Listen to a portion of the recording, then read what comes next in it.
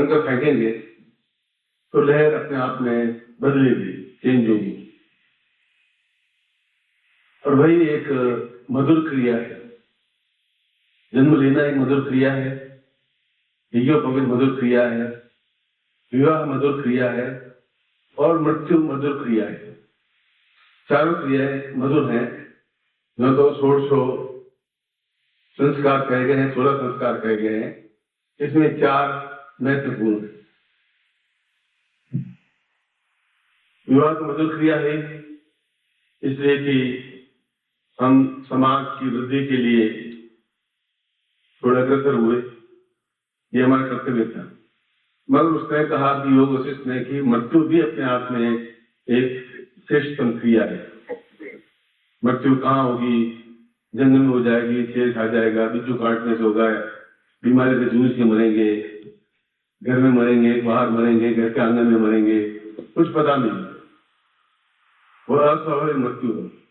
मृत्यु पोते पोतियों के बीच में, घर बाहर के बीच में, घर के आंगन में, और स्वस्थता के साथ में मृत्यु प्राप्त हो, यह भी जीवन की नसीब की बात होती है। क्योंकि अभी आप जो कुछ समझ रहे हैं वो जरूर नहीं 4 महीने बाद वैसा ही जीवन घटित हो। 4 महीने बहुत चेंज आता है। अमीर से गरीब और गरीब से अमीर बन जाता है। इसलिए आज एक सगाई, एक विवाह रस्म, एक 16 संस्कार के बीच में एक संस्कार, अग्नि की प्रदक्षिणा, अग्नि की साक्षी में प्रश्नोत्तर, और उस जीवन में, उस युग में जिस प्रकार से शादियां होती थी उस प्रकार से धूमधाम से शादी की इसलिए जाती है कि खुश हों परिवार वाले भी, हम भी, और बेटे भी और बहू भी। और मेरी दृष्टि में तो उस जमाने को देखते हुए 50 साल 55 साल देखते वह शादी निश्चित तो शादी थी, शेष शादी थी। वैसे ही जैसे पार्वती की शादी करने से भगवान शिव आए तो पार्वती की मां बेहोश होकर गिर पड़ी।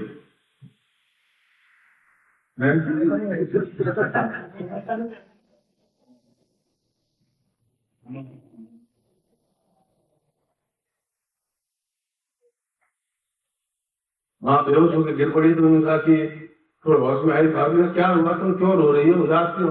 बोलते तुम तपस्या की 12 साल, कैसे आदमी मिलेगी? सांप गले में लटके हुए, बच्चों लगे हुए, गेट लगे हुए और सारा सुन मुसुन, ऐसे मतलब नौकरी कर नहीं रही है, बिजनेस कर नहीं रहा है, तो कहाँ ऐसे उलझी हुई हो? उन्होंने कहा मैं शादी करूंगी तो इसी से करूंगी कि ये ठीक है। मैंने कहा मुझे लक्षण ठीक नजर आ नहीं रहे, इससे जो भूखे मारेगा और संसार में पड़ा रहेगा तो इस संसार में पड़ी रहेगी, और कई दूल्हे मेरे पास में हैं। तो माता जी पण ठान लिया शादी इसी से करेंगे, चाहे कुछ भी है। मैंने कई बार समझाया, मैं कहता तुम बेकार उलझ रही हो तो अच्छी जगह शादी करो, तुम सुखी रहोगी, यहाँ पर कुछ मिलेगा नहीं, ये मैं अकेला बिल्कुल छड़ी तरह खड़ा हूँ। तो माता जी को क्या अर्जुन सूझी, भगवान जाने, कभी कभी शनि देवता ही जाते हैं पैरों के नीचे, तो इसमें ऐसे लगता है। फिर उनका निर्णय सही था। आज समाज में यश है, सम्मान है, पद है, प्रतिष्ठा है, धन है, ऐश्वर्य है, वैभव है, आध्यात्मिक शांति है, और उससे भी बड़ा हजारों करोड़ों लोगों का प्यार है। तो प्यार की दूरी सबसे बड़ी चीज होती है। और ऐसा है कि वो अपने गर्दन कटाने के लिए तैयार है। कई बार ऐसा टेस्ट किया है और परिवार में भी नियताने के निकाह सुखी परिवार होना चाहिए। और सुखी परिवार में कहा है कि पत्नी हो, योग्य पुत्र हो, पोते हो, दादा अपने आप में अगली पीढ़ी से अगली पीढ़ी देख ले, पोतियां हो, दोहितियां हो, बहनें हो, भाई हो, संबंधी हो, रिश्तेदार हो, खुले हाथों से खर्च करने की क्षमता हो, और हम प्रसन्नता के साथ एक एक क्षण को जिए। जीवन की आपाधापी में तो चलते ही रहेंगे और आपाधापी चलती रहती है, अंतिम क्षण तक चलती रहेगी। वह भी जीवन की जरूरी आवश्यक अंग होगा, उससे भी महत्वपूर्ण अंग है, क्योंकि सबसे संसार का कठिनतम कार्य पत्नी को खुश रखना होता है। इससे बड़ा कठिन काम कोई संसार में है ही नहीं। बाकी आप सब कुछ कर सकते हो, पत्नी को खुश कर ही नहीं सकते। या तो हाथ जोड़ोगे, तुम महादेवी है, तू जगदम्बा है, भवानी है, तुम भद्रा है, तुम दसमा अवतार विद्या है, ये गुरु जी बता रहे सब बेकार है, तेरे अलावा जीवन में कुछ नहीं है, तो थोड़ी ठंडी पड़ती है। आप और कुछ नहीं, उस वजह से साड़ी ले आइए, ये फुल की साड़ी है, तुम्हारे लिए लाया हूँ, खास और बनवा करके साड़ी उसको प्रेजेंट करिए। ये छोटे मोटे नुस्खे हैं, इससे अपना काम चलता हो तो चलाइए। उससे बस साड़ी से पत्नी पसंद होती है, जेवर से भी नहीं पसंद होती है। बस 2-3 साड़ियाँ लाइए, पहले एक दीजिए, कैसी लगी? ठीक ठीक दूसरी, अब तो अच्छी लगी होगी, इसमें तो कोई गारंटी नहीं। अब इसको मना नहीं कर सकती। बाजार से 2000 बोल रहा था, 1900 कटा के लाए, नहीं ठीक चलेगा, आप 30 साड़ी, ये तो 3000 की साड़ी। इसलिए छोड़ो माँ बाप विचारों को, छोड़ो बचपन के यारों को, कुल गोत्र बंधु बांधव छोड़ो, छोड़ो सब रिश्तेदारों को, छोड़ो प्रतिमाओं के पूजन, पूजो दीवाल के आले को। पत्नी को रखना है पसंद तो पूजो पहले साले को।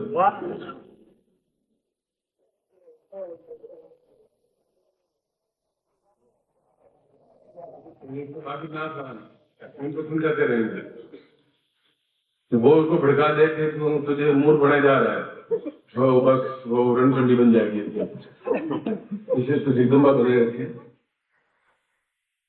और ये भी जीवन का एक हिस्सा है। और आज का दिन मुझे स्मरण आ रहा है कि आज के दिन मैं तुलसी गाय बजा के नींद काट में पाऊं, आगे ढोल बज रहे थे, पीछे ढोल बज रहे थे, पिताजी खुश हो रहे थे, फंस गया, अब सारा निकल नहीं सकता, आशीर्वाद देता है तो सुखी रहे, वो तेरा मुंह मुझे जल्दी दिखा देना, तो दिखा देंगे, नहीं जल्दी कर देना, अच्छा भाई जल्दी कर देंगे। वो अपनी जगह खुश, मैं अपनी जगह खुश, हमने सोचा भाई शादी कर दी, मर्द हो गए, जवान हो गए सारे, वो ऐसे रह तो फिर भी नहीं। और उस बछड़ों सिंह कटे हुए बछड़ों में अंबिता मिल गए, फिर बाद में सोचा यार कहाँ फंस गए, दुनिया जीवन में था, मगर चलो किसी दावी को उद्धार करना था, कर लिया।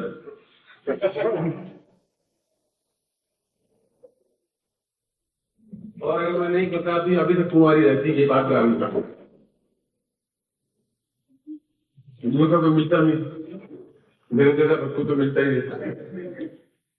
इसलिए ये भी संतुष्ट, अपन भी संतुष्ट कि चलो सारी शुदा है, रंडुआ हो तो घर में कोई आवे ही नहीं,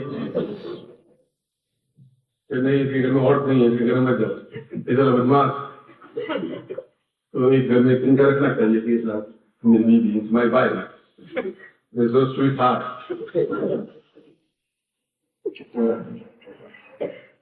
ऐसे बोल देना चाहिए। थोड़े 2-4 जुमले तो याद रखना, तुम्हारा काम है, you my love, you my heart, you my oxygen. बोलना क्या कहने में क्या तकलीफ है, कहना चाहिए।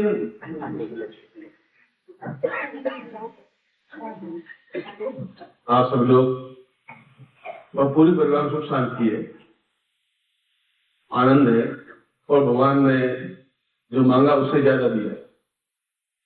इतनी उम्मीद की भी नहीं, इतनी आकांक्षा भी की भी नहीं, फिर भी उनकी कृपा है।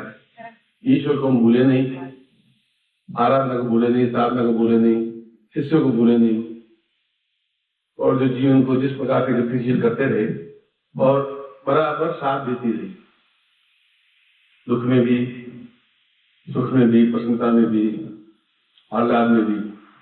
कभी ऐसा कोई क्षण नहीं आया जहाँ अवरोध पैदा किया हो या बाधाएं पैदा की हो या अड़चने पैदा की हो, ऐसा नहीं किया। ये भी नसीब की बात होती है, सौभाग्य की बात होती है। भक्ति जी ने कह कहीं पैदा हो जाया जाए, कूदता आ जाए, कहीं अनेक रूपाए है, स्त्रियों के 10,000 रूप है, तो कौन सा रूप तुम्हारे घर में आ जाए वो तुम्हारे नसीब की बात है। मैं इस दृष्टि से भी बहुत संतुष्ट हूँ। मेरे मन में कहीं किसी प्रकार का कोई मलाल, कोई पछतावा है ही नहीं, और ईश्वर से प्रार्थना करता हूँ कि अगला जन्म मेरा होगा नहीं, हो तो फिर यही विधि मिले, दूसरी नहीं मिले। इसकी एंट्री के लिए क्या है मालूम नहीं, प्रिंट छोड़ो कुछ दूसरा मिले। अच्छा, मैं इसका तो बारे में कुछ कह नहीं सकता। मेरे बारे में कन्फर्म कि छोड़ूंगा मैं वहां पर भी, जल्दी शादी का करा के खत्म कर लूंगा।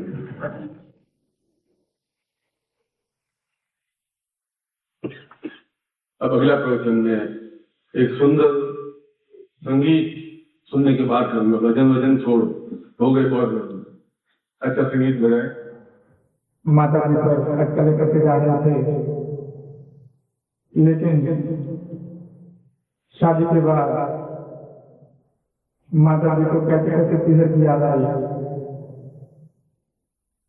वो मैं कहने जा रहा हूँ। एक बार माता ने बताया था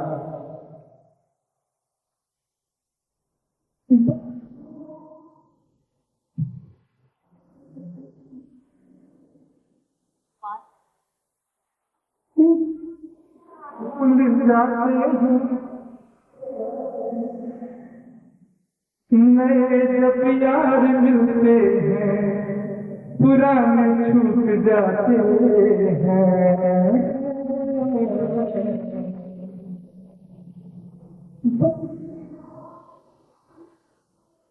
नमस्कार। अगर आप सद्गुरुदेव डॉक्टर नारायण दत्त श्रीमाली जी के दीक्षित हैं या फिर आपके पास उनसे जुड़े हुए कोई भी अनुभव है, तो नीचे दिए गए हुए नंबर पर वीरल पटेल जी को मैसेज कीजिए या फिर फ़ोन कॉल कीजिए और अपने अनुभव ज़रूर शेयर कीजिए। डॉक्टर नारायण दत्त श्रीमाली जी के आत्मकथा का संकलन करने में मदद करें। धन्यवाद।